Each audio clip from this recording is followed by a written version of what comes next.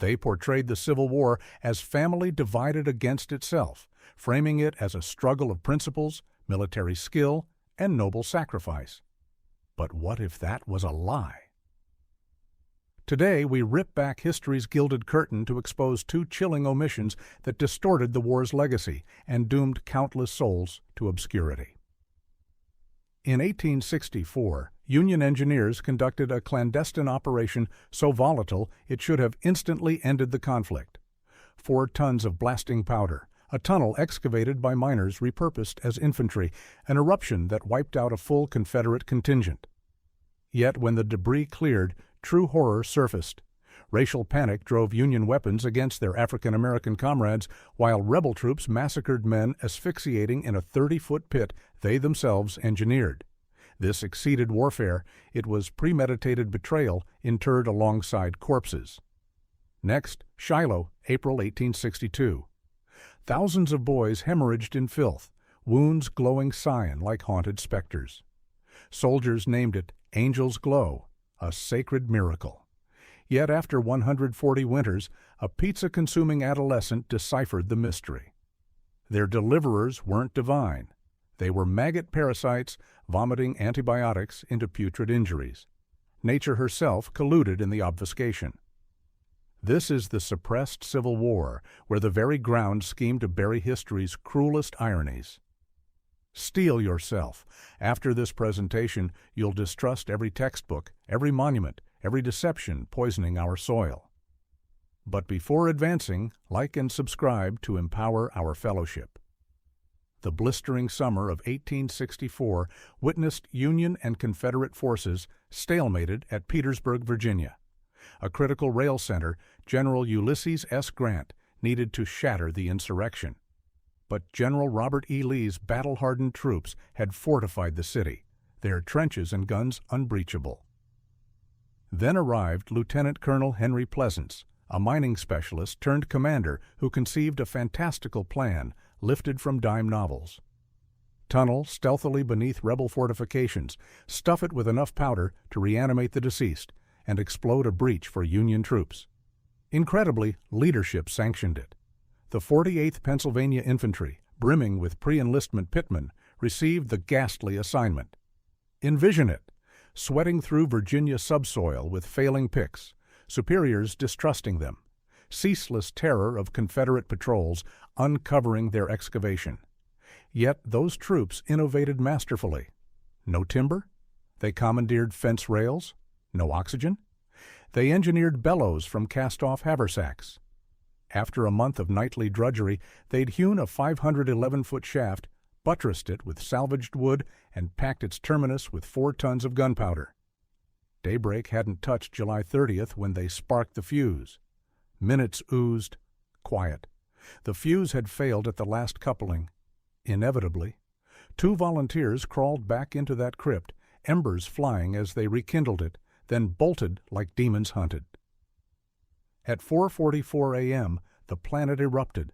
The blast exterminated 300 rebels instantly, gouging a monstrous void, 170 feet long, 80 wide, 30 deep. Confederate ramparts at Elliott's Salient disintegrated. Union forces should have inundated that rupture like an oceanic surge. What occurred? Commanders vacillated, instructions conflicted. Soldiers plunged directly into the abyss rather than encircling it, ensnared like prey. General Ambrose Burnside had first designated veteran United States colored troops, men rehearsed for weeks on gap offenses, to spearhead the Crater Offensive. But at the decisive instant, General George Meade hesitated.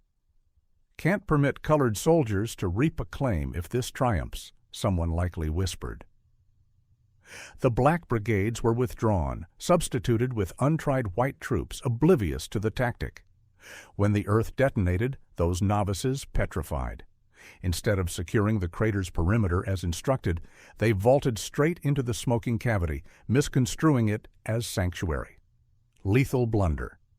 The pit's slopes climbed 30 feet, unstable dirt precipices shearing under clawing feet. Soon thousands stood thigh-deep in explosion-seared mire, compressed like cargo. Opposing them, rebel General William Mahone required no guidance. While Yankee leaders squabbled, his men dashed to the crater's brim with muskets and howitzers. What followed wasn't battle. It was eradication. Confederates later conceded it mimicked shooting caged game, citing defenseless blueshirts below. Then came authentic savagery. A few black units ultimately engaged.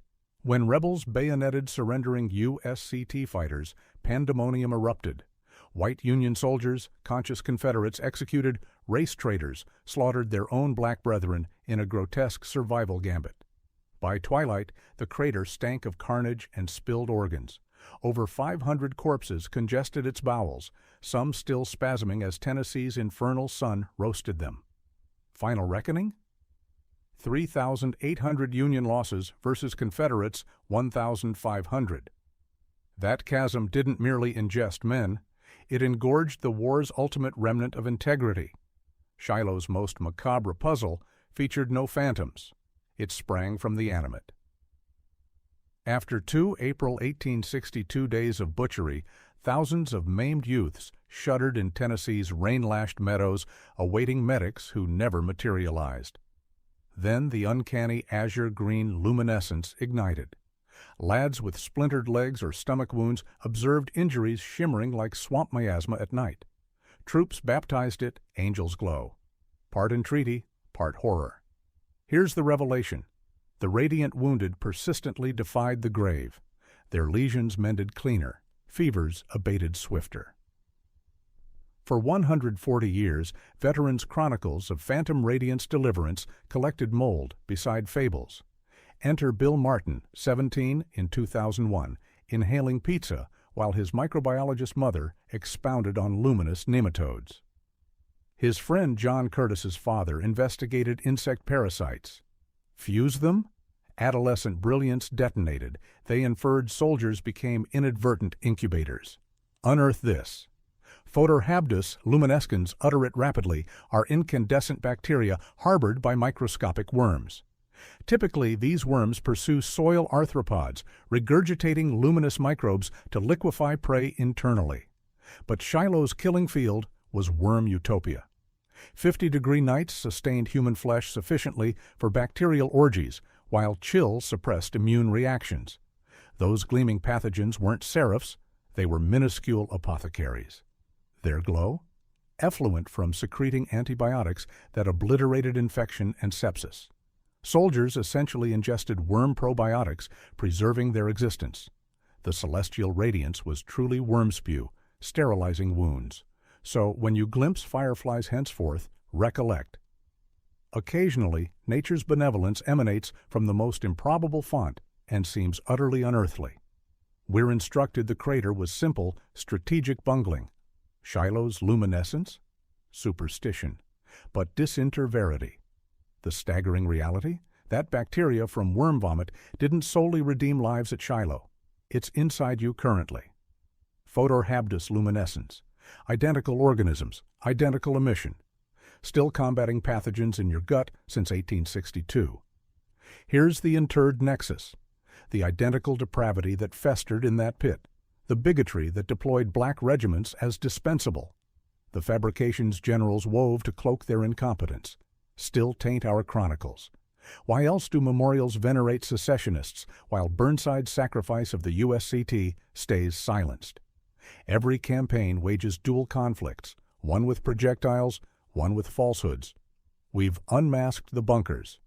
Now you determine which legion still prevails.